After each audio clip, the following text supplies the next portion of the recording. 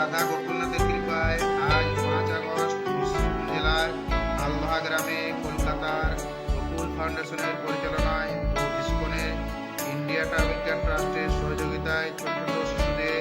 যথাযথ শিক্ষার উদ্দেশ্যে খাতা, পেন্সিল ও ইরাসের